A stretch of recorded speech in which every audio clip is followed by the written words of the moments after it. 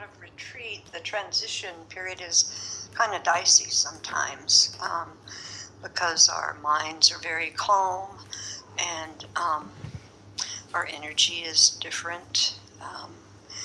And so there's, at least for me, there's some sensitivity. And in the last years, I've done pretty well. This year was challenging because of what's going on in the country. So I wanted to talk today a little bit about how I've been working with my mind around all that. So we've been experiencing many difficult political events in this country, and there's a lot of chaos and suffering in the world right now too. It seems like most political actions are kind of touted as promises of security or making things better. But actually it seems like a lot of times it results in more division, more separation, more suffering, I would say. And I think we're seeing, at least in this country, how control, craving for fame, greed, does not really result in competence, care, or wisdom at all. And we're the beneficiaries of that.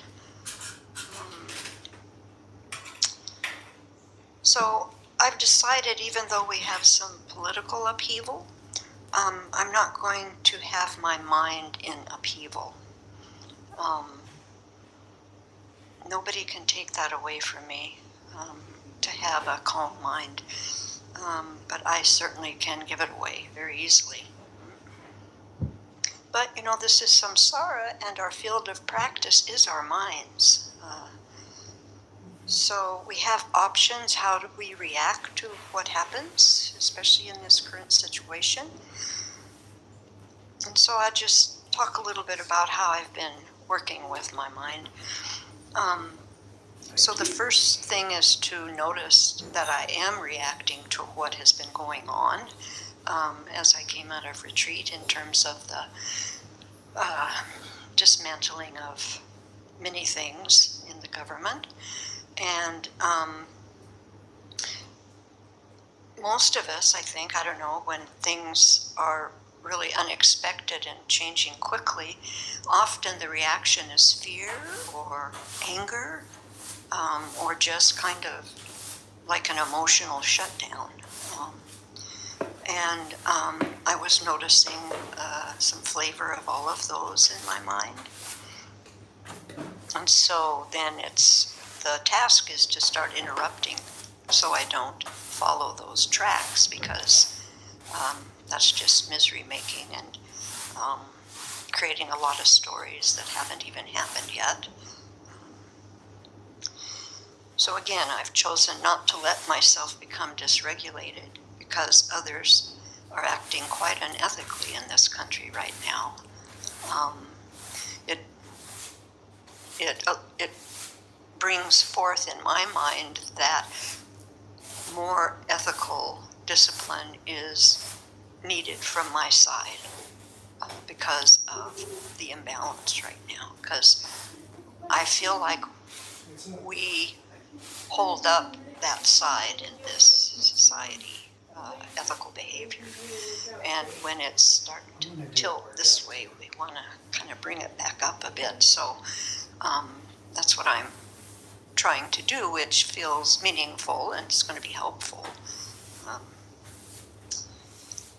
So when I notice that there's some anger or fear, or wanting to check out because of the bad news, I first start working with re-regulating my body.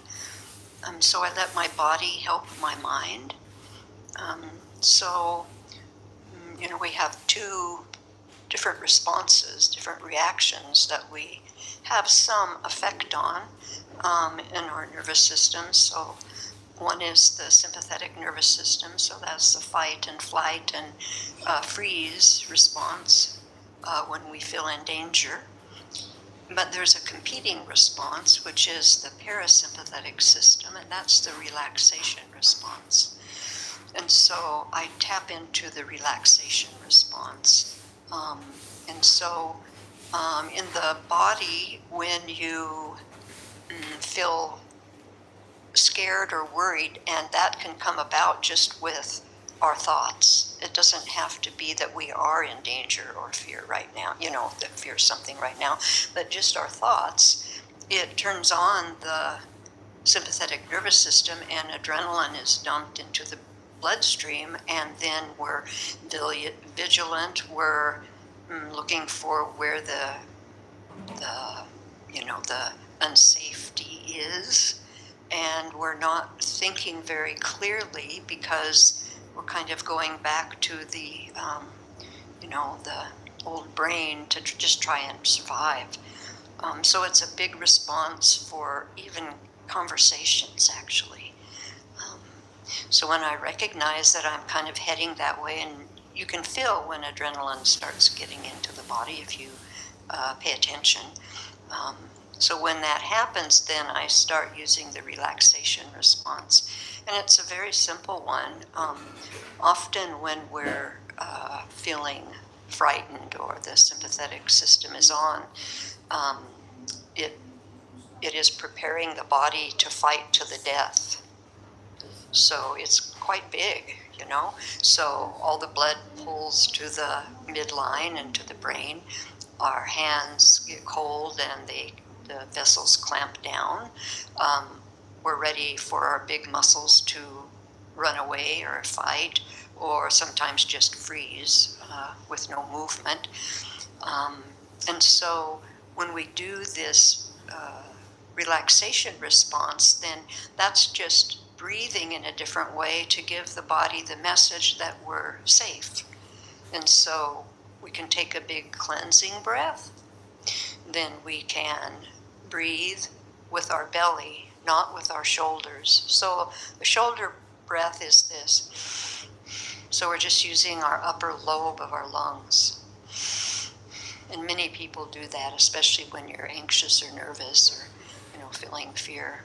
So you just override that and start breathing from the belly. So a deep breath in, the belly pooches out, and then when you exhale, you move your belly back in, and that pushes the vagus nerve and turns on the relaxation response. And people have to practice that a little bit to get it to, but you can, after you practice a bit, you can feel how it turns on. And then it's a good skill to use to regulate, what's going on. So I usually do that. And of course, when the fight and flight and freeze system is activated, we can look like we're functioning okay, but we are really in a state of stress, especially if that's kind of a common way that we react to changes that happen. So we've kind of acclimated to that way of reacting.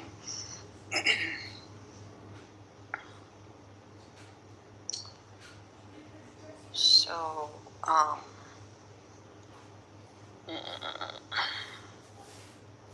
lost my place, of course.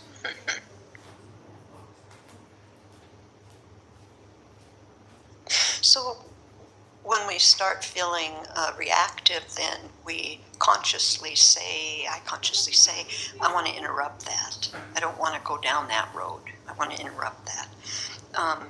And to try and access then a non-reactive, more expansive perspective. And we know that in our Buddhist studies, if we open up our view, then we see reality better, and we're not so focused on or have inappropriate attention on one thing. Yeah. So, things get softer, and we're thinking better, and our breath is following that also. And it's not like often the reactivity all goes away, but we have a choice to not behave or act from that reactivity. It's also helpful to identify the triggers or situations that bring a big reaction. And so for me, one of the big reactions that's been happening in my mind since all of this stuff with the political climate has been. Um, I'm worried about money now because I have some retirement that's being affected by, and so it's easy for the mind to think, oh, now I'm going to lose all my money. And of course that hasn't happened, but that's reactivity. So the antidote to that is to notice this mind of scarcity and then start to practice generosity and really cultivate a mind of abundance. And then that turns that reactivity way down, and just use some common sense things. I can't predict the future, but right now in this moment, I'm fine. I'm fine. And so I could accept that to be good enough. And then the second trigger that can happen is the perception that someone different from me is a threat. And that really speaks to the division in our country right now.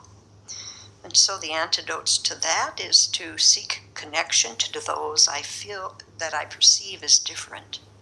So when I'm out and about, especially if I, have a judgment or about someone or notice someone that's quite different than me, although when I'm out and about, everybody looks different than me. But anyhow, I really make it a point to, like if I'm sitting in the waiting room or something, to say hello and strike up a conversation, to try and, at least be pleasant looking and, open, and do some internal work with opening my heart, even if I'm not speaking much. And that's helpful. And then the third one is the news media that seems biased, especially. That's really easy to get reactive. And of course, now especially, there's so much online that is erroneous. It's not accurate at all. And so I can, get into something thinking that it's going to give me information, and then I realize it's just a piece to drag you in and to get you all fired up, and so I really spend a lot of time to be very careful about what I'm letting in, and there's not much, I will say, but we can seek media stories that report the successes of care and collaboration around the world. And I think the biggest thing is to limit our time on these devices, especially for people that have phones. When you are on a phone all day, your attention is external to something outside. And if you look at that a lot, you're not checking in to see how you are, if you're reactive, how these things are landing to you in your heart. And it may be really activating a lot, and you're not even aware of it. So it's not helpful to stay on those things a lot. And news too, maybe like some of us here will just read the headlines and not get into all of this facts and all of that, just the headlines, and to cherry pick them, the things that are going well, I want to bring that in more. The other thing, of course, that it's a perfect time to focus on developing our bodhicitta. So we set our intention every day with the 3 motivations. We try to come back to our aspiration to become awakened so that we can benefit all beings in the most excellent way. And 2, I think sometimes to notice when I get contracted in my heart and I kind of get, closed in, and to open that up, and maybe I can understand why that happened, maybe I can't, but it doesn't matter so much. What matters is that I bring that open again, and then that affects everybody around me. And so that's also a good practice, I think. And then finally, of course, to bring emptiness and dependent arising as much as possible into our day in whatever way we can.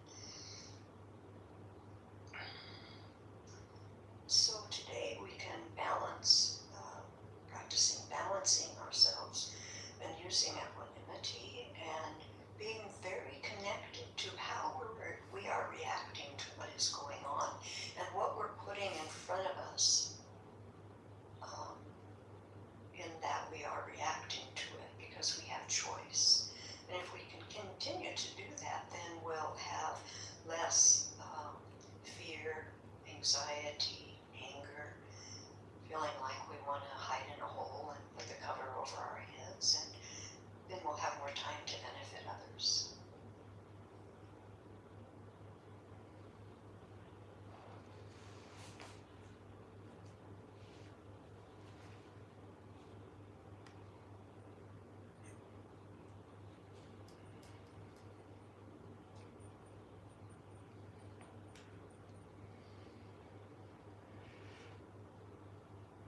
We do the practices with this aspiration to be of benefit to beings, not to harm them, to benefit them. And in our understanding, the best benefit is to actually, for beings to be liberated, cyclic existence, and we aim to become Buddhas in order to help beings to be free in this way.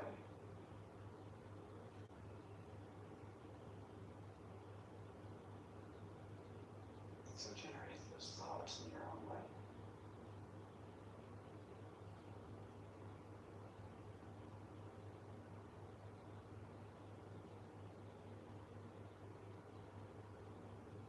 So Mother Children has laid out this sadhana for us, helping us to generate these various mind states. And she starts by having us think about all of our potential, all the kind of positive qualities that we can develop.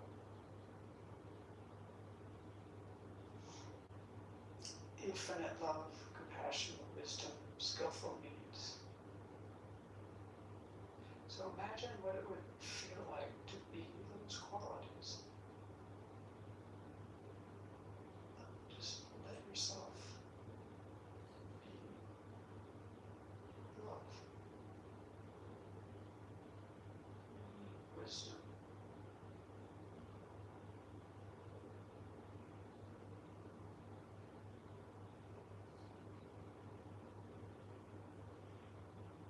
try to feel the expansiveness and peace in your heart. The wisdom that it takes to have this kind heart. To be unencumbered in any way. Vast and expansive.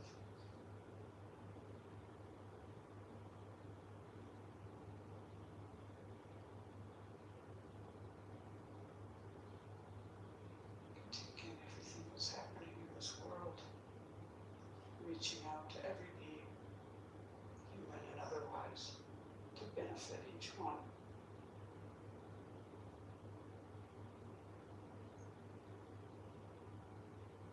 So now imagine that these qualities of love, compassion, wisdom, skillful means appear in front of you in the form of Shakyamuni Buddha. So imagine this Buddha in front of you, and the space in front of you made of radiant, transparent light. He's sitting on a throne, above which is an open lotus flower and cushions of the sun and moon discs.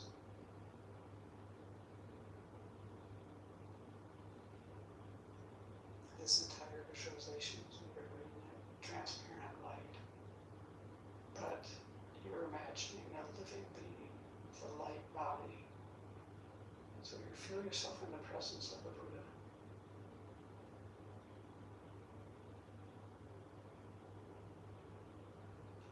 The Buddha's body is golden in color. He wears the robes of a monastic. His right hand, with the palm down, rests on his right knee. The earth-touching mudra. And his left hand is in his lap, holding a bowl of nectar.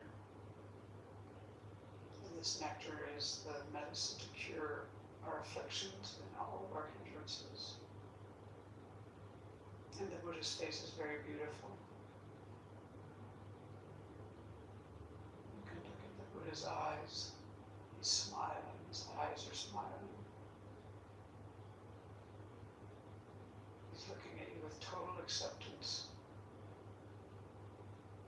And as he looks at you, is also encompassing all sentient beings.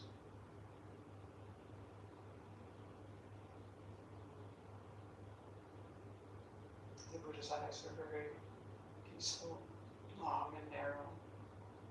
His lips are red and his earlobes are long. Imagine rays of light radiating from every pore of the Buddha's body. This golden light going out to all the parts of the universe, touching beings, carrying miniature Buddhas to help beings.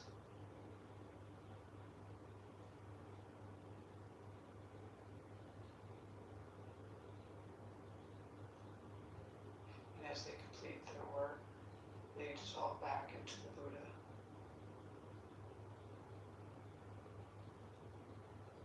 The Buddha is surrounded by the entire lineage of spiritual teachers, all the meditational deities, innumerable other Buddhas, Bodhisattvas, Arhats, Dakas, Dakinis, Dharma protectors. And at the side, near each spiritual mentor, is an elegant table, knotted our Dharma books. The sounds of the Dharma fill there.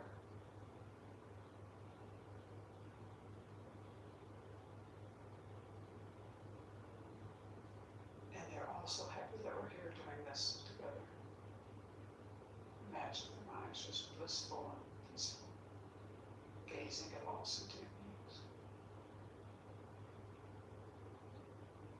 So you imagine that actually you were surrounded by all sentient beings in human form.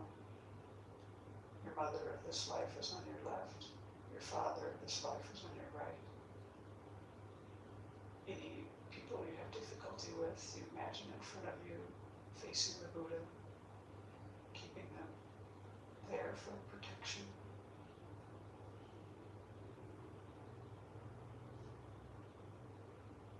Family and friends are nearby, countless strangers fill the space around you. All of us are looking to the Buddha for guidance.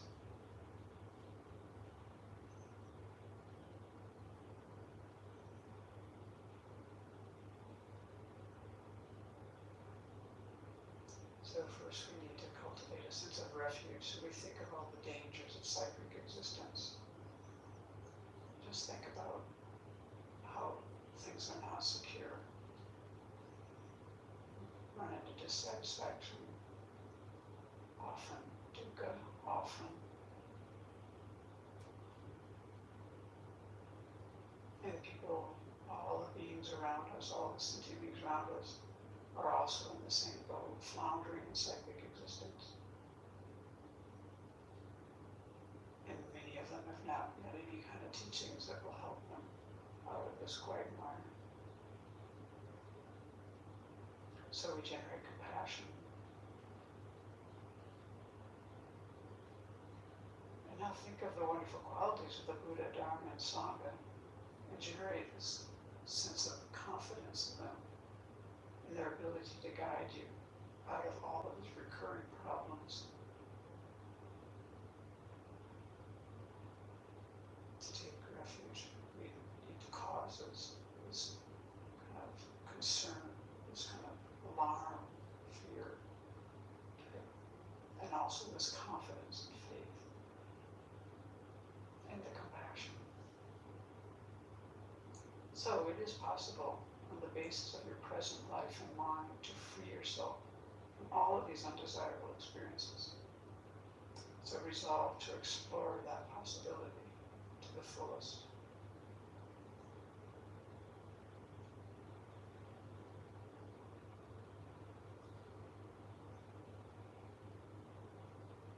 Feel great trust and confidence in the three jewels, and open your heart to rely upon them to guide you and others from all of these difficulties of cyclic existence, and bring us to the peace, liberation, and full awakening.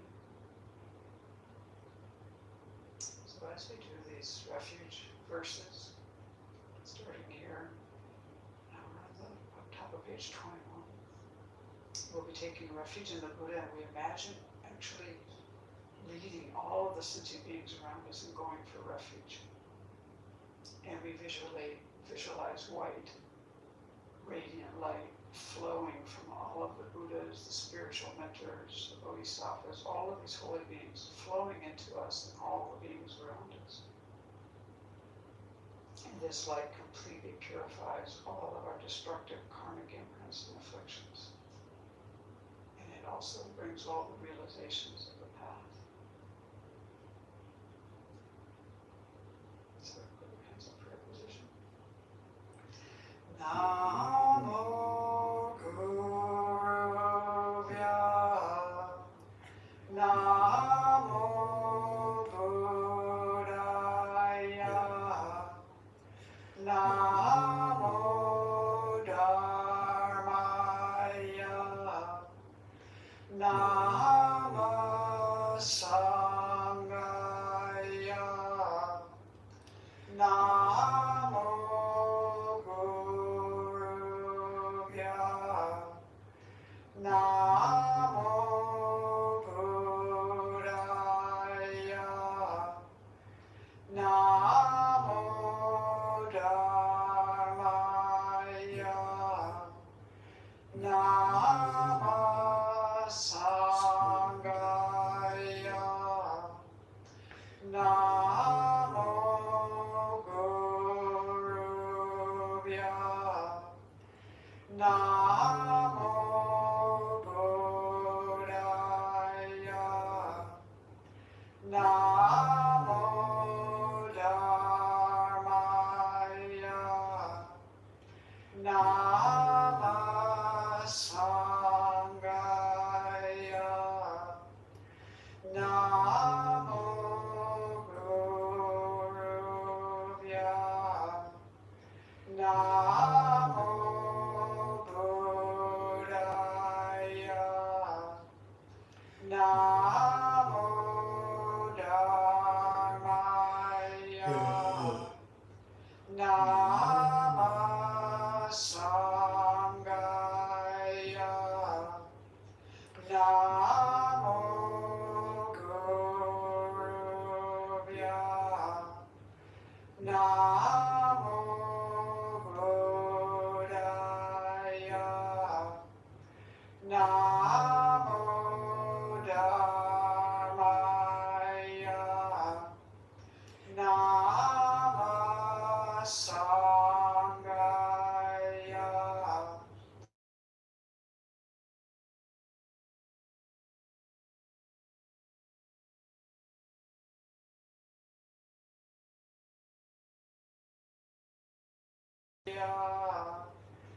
Namo Dharmaya. Namo Sanghaya. Namo Guruvya. Namo Buddhaya. Namo Dharmaya. Namo Sanghaya.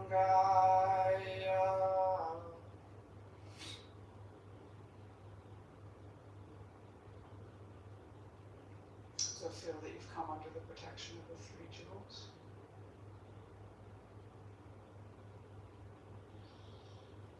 And now we turn our thoughts to others and think about how much we depend on other beings for everything that we have, everything we know, everything we use, everything we enjoy. Our food, clothing, resources of every kind. These come due to the efforts of others. Our knowledge, talents, good qualities, these too are developed due to the kindness of others. And our ability to practice the Dharma certainly depends on others who brought the teachings to us for the millennia, generating realizations in their mind and teaching. So this is a very great kindness, all of these things we want to bring to mind.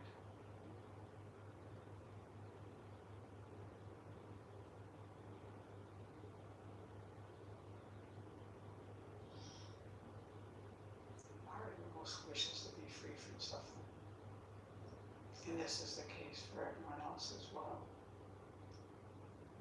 We want to be happy. All beings want to be happy. And like us, they encounter many difficulties, problems, sufferings. And usually, actually, their difficulties are more so than our own. Not always, but often.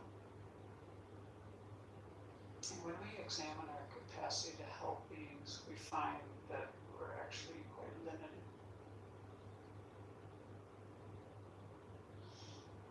And we know from our practice that if we can reduce our anger, our attachment, our ignorance, our various faults, and if we can increase all of our good qualities, we're really going to be in a position to benefit beings. Imagine if we had just this generous heart, gives so easily, takes delight in giving, the kind of ethics that doesn't harm, has that just ingrained fortitude, loving kindness, compassion, wisdom, will be in excellent position to help beings by having our good qualities developed. And if we develop them fully, like Buddha does, then we'll be able to be of the greatest benefit to beings. So we generate this altruistic intention in order to be able to benefit beings most effectively. So as we take refuge and generate bodhicitta, imagine that light is flowing into you from all of these Buddhas and holy beings, and it's flowing into you and all the sentient beings around you. So we're on the top of page 22. I take refuge until I have awakened in the Buddhas, the Dharma, and the Sangha.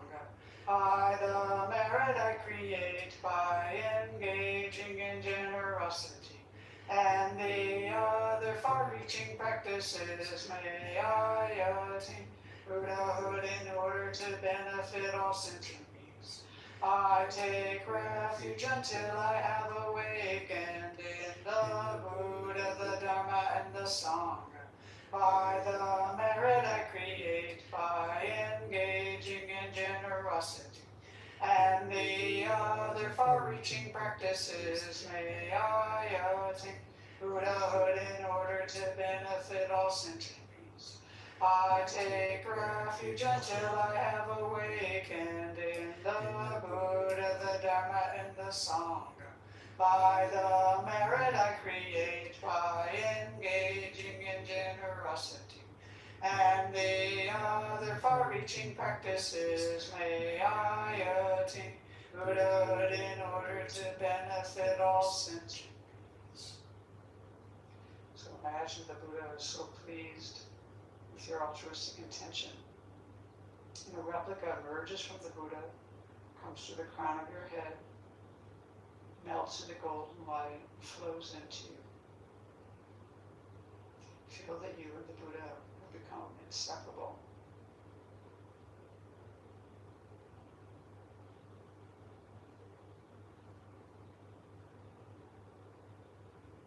Feel very close to the Buddha and allow your mind to be transformed and inspired.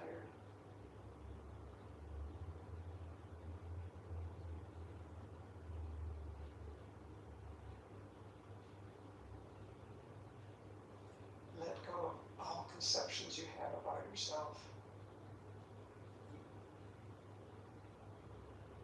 Let go of any self-denigrating thoughts.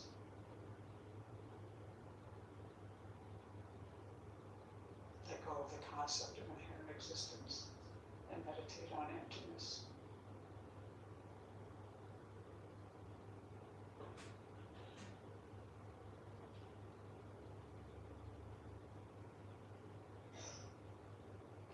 As your heart appears a small Buddha made of light, he radiates the light of wisdom and compassion in all directions throughout the entire universe. And this light transforms all sentient beings into Buddhas and all environments into pure lands, which are places where all the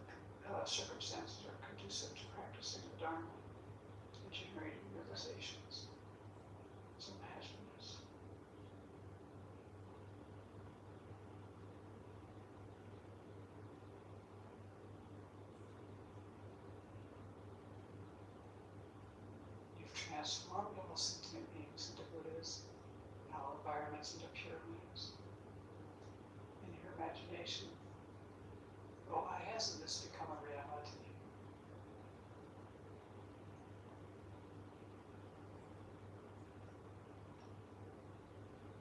We sentient beings have bias, prejudice, we lack love, compassion, and joy.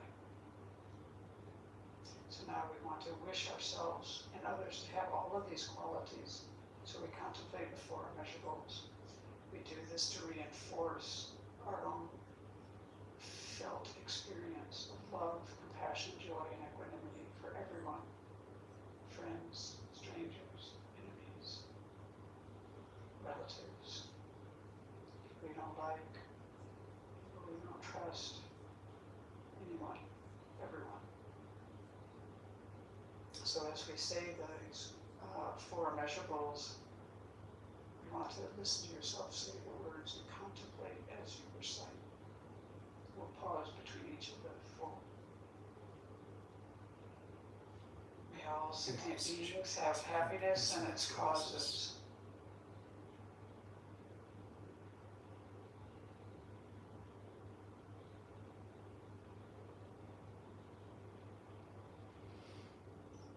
May all sentient beings be free of suffering and its causes.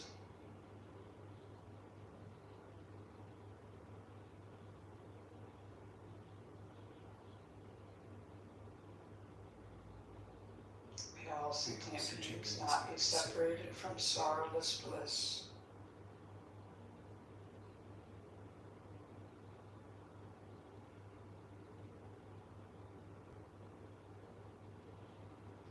May all sentient beings abide in equanimity, free of bias, attachment, and anger.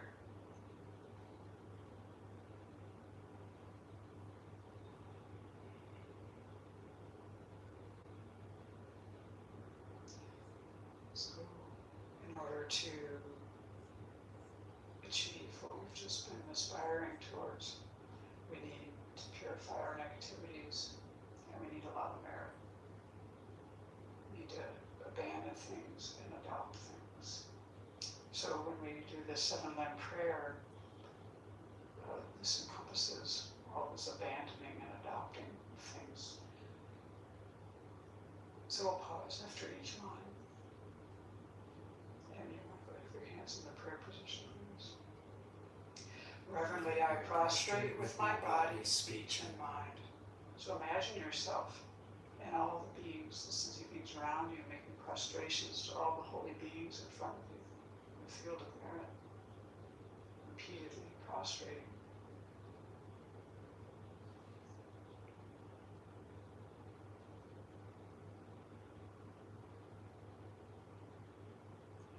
And present clouds of every type of offering, actual and mentally transformed.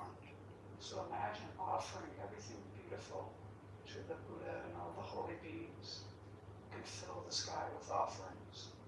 Make it very lovely and beautiful. You can think of flowers and fields and just everything that you love. Offer to all the holy beings. You can do this repeatedly.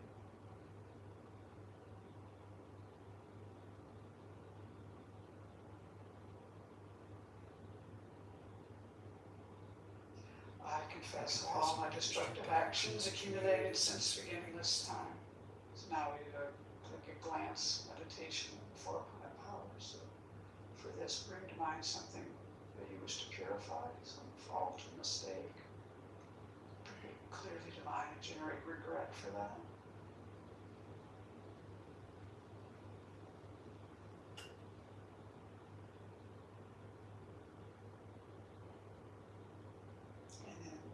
The other permanent powers are taking refuge in generating bodhicitta, which we're doing in the practice. The practice itself will be the remedial action, but make a determination not to do this action again.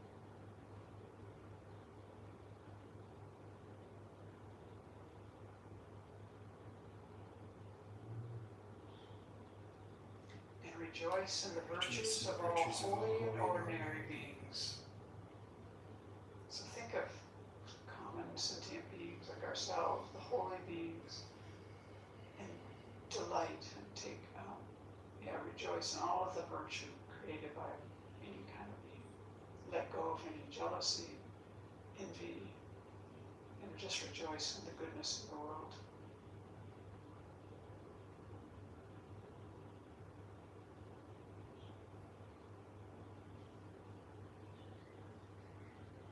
Use your own life experience. Think of things, people you want to rejoice.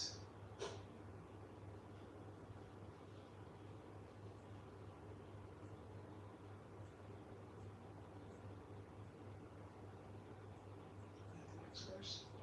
Please remain until cyclic existence ends. So now we offer a double dorje. This symbolizes long life. We offer this to the holy beings. We do this requesting them to live long, to always be a part of our life. And you can do this multiple times in your imagination.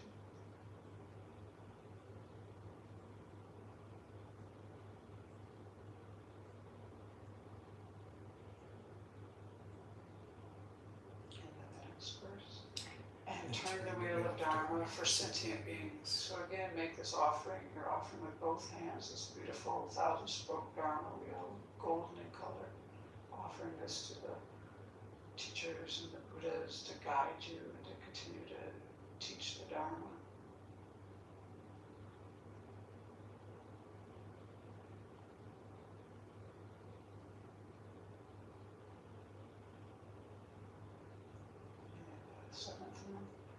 I dedicate all the virtues of myself and others to the Great Awakening. So now we steer these limbs toward full awakening for ourselves and all beings.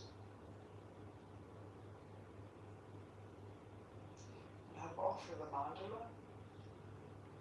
Here we imagine everything beautiful in the universe, offering it to all holy beings with the wish that they will continue to teach and guide us and that we can generate realizations in our mind. This ground anointed with perfume, flowers strewn mounts Meru, for land, sun, and moon, imagined as a Buddha land and offered to you.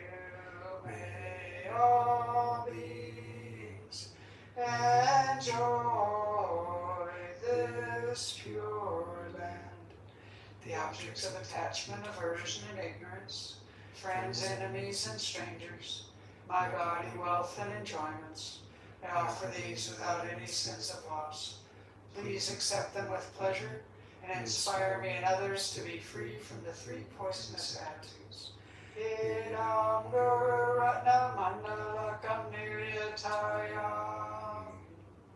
So imagine all the holy beings are just delighted and they receive your offerings. And the offerings melt into light, dissolve into them, and these all absorb into the Buddha's heart. And then immediately he radiates light back to you, filling your body and mind. And this light inspires you to accomplish the path to full awakening.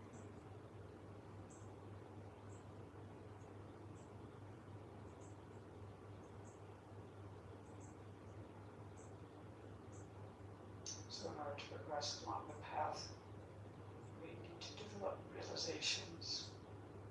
And in order to do this, we need the inspiration of the lineage of spiritual mentors, especially your principal teacher or your guru, who is the one who has touched your heart deeply. If you don't have a specific teacher, just think about Shakyamuni Buddha. Maybe you have a connection in your mind with his holiness. And we make this request, page 25. Glorious and precious Root Guru, sit upon the lotus and moon seat on my come, guiding me with your great kindness. Bestow upon me the attainments of your body, speech, and mind. And so then, at this point, you imagine that a replica of your teacher in the aspect of the Buddha emerges from the Buddha in front of you.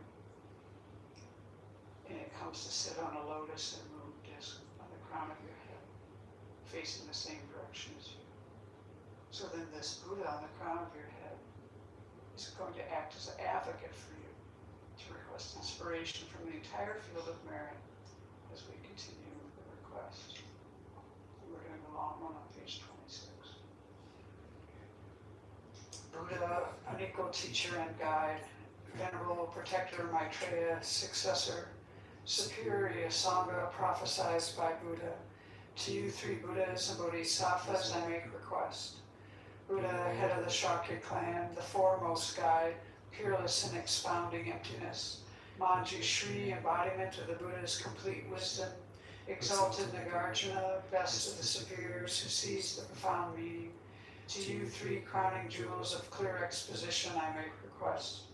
Atisha, upholder of this great vehicle, who sees the profundity of dependent arising, Drone Rinpoche, elucidator of this good path, to these two ornaments of the world I make request.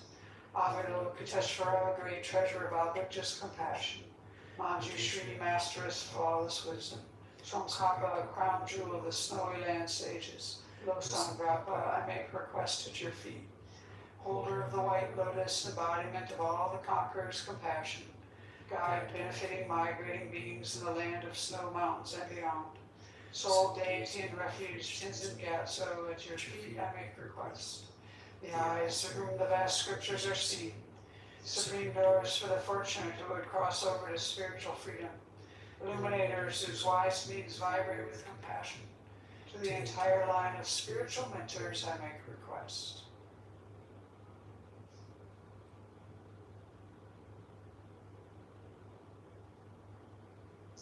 So imagine all of the figures in the field of merit melting into light, dissolving into you, into the central figure of the Buddha in front of you. All the Buddhas, Bodhisattvas, the Arhats, Dakas, the Kimis, Dharma creators, all of these beings melt into light, dissolve into the central figure of Shakyamuni Buddha. And now Shakyamuni Buddha embodies the three jewels. And this Buddha absorbs into the Buddha on the crown of your head.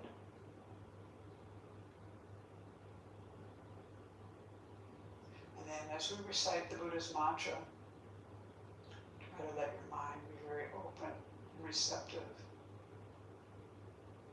Imagine this white light flowing into you from the Buddha on the crown of your head. It purifies all your negativities, all your obscurations, and it generates within you the realizations of the stages of the path. So we recite the Buddha's mantra together. Tayata Om Mune Mune Maha Mune Soha. Tayata Om Mune Mune Maha Mune Soha. Tayata Om Mune Mune Maha Mune Soha. Tayata Om Mune Mune Maha Mune Soha. Tayata Om Mune Mune Maha Mune Soha. Tayata Om Mune Mune Maha Mune Soha. Tayata Om Mune Mune Maha Mune Soha. Tayata Om Mune Mune Maha Mune Soha. Tayata Om Mune Mune Maha Mune Soha. Tayata Om Mune Mune Maha Mune Soha. Tayata Om Mune Mune Maha Mune Soha.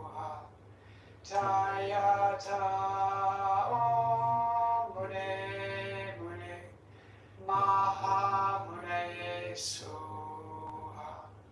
Tayata Om Mune Mune Maha Mune Soha.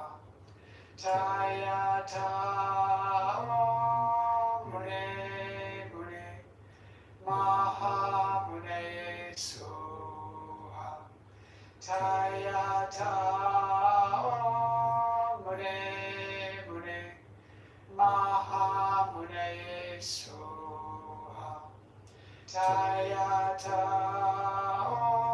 Om Mune Mune Maha Mune Soha. Tayata Om Mune Mune Maha Mune Soha. Tayata Om Mune Mune Maha Mune Soha. Tayata Om Mune Mune Maha Mune Soha.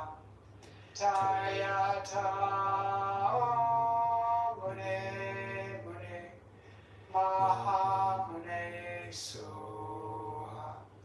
Tayata Om Mune Mune Maha Mune Soha.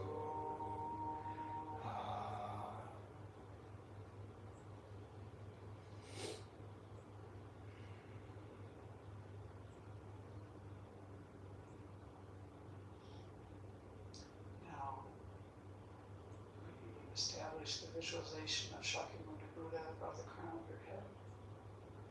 Made of golden, transparent, radiant light, a living being. And this Buddha melts into light and dissolves into you. Your body, speech, and mind become inseparable from those of the Buddha.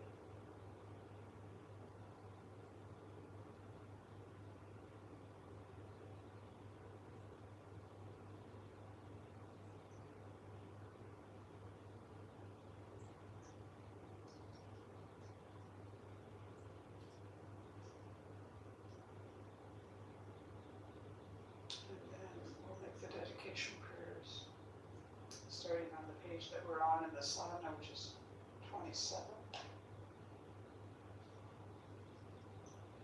Due to this merit, may we soon attain the awakened state of Guru Buddha, that we may be able to liberate all sentient beings from their suffering. May the precious Bodhi mind, not yet born, arise and grow. May that born have no decline, but increase forevermore.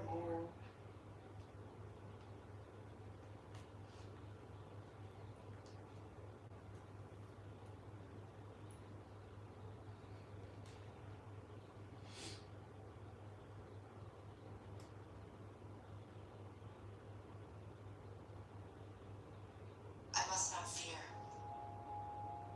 Fear is the mind killer. I must not fear. Fear is the mind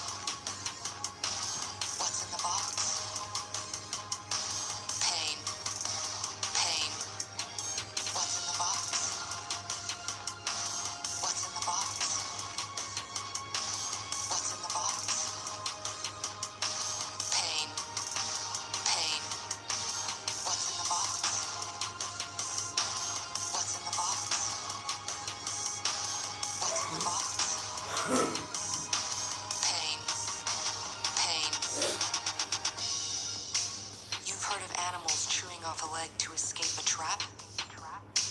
That's an animal kind of trick. A human would remain in the trap, endure the pain, feigning death that he might kill the trapper and remove a threat to his kind. Why are you doing this? Why are you doing this? To determine if you're human, be silent. It burns. Silence. His world emptied of everything except the hand immersed in agony. He thought he could feel skin curling black on that agonized hand, the flesh crisping and dropping away until only charred bones remained. What's in the box? What's in the box? What's in the box? Pain. Pain. What's in the box? What's in the box? What's in the box? Pain. Pain. What's in the box? What's in the box? What's in the box? Pain. Pain. What's in the box? What's in the box? What's in the box? Pain. Pain. It stopped, as though a switch had been turned off. The pain stopped. Enough. Take your hand from the box, young human, and look at it. Do it, do it, do it. He jerked his hand from the box, stared at it astonished. Not a mark. No sign of agony on the flesh. He held up the hand, turned it, flexed the fingers. Pain, she sniffed. A human can override any nerve in the body. Ever sift sand through a screen? We Bene Gesserit sift people to find the humans.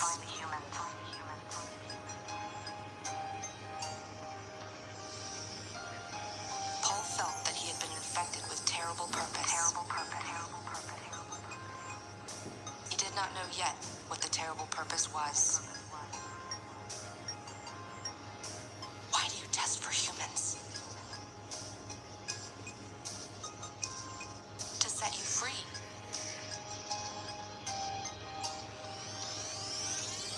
To set you free. Free?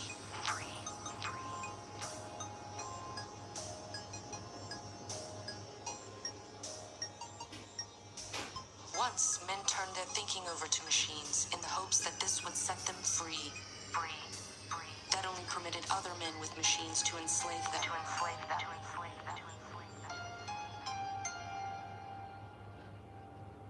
Thou shalt not make a machine in the likeness of a human mind.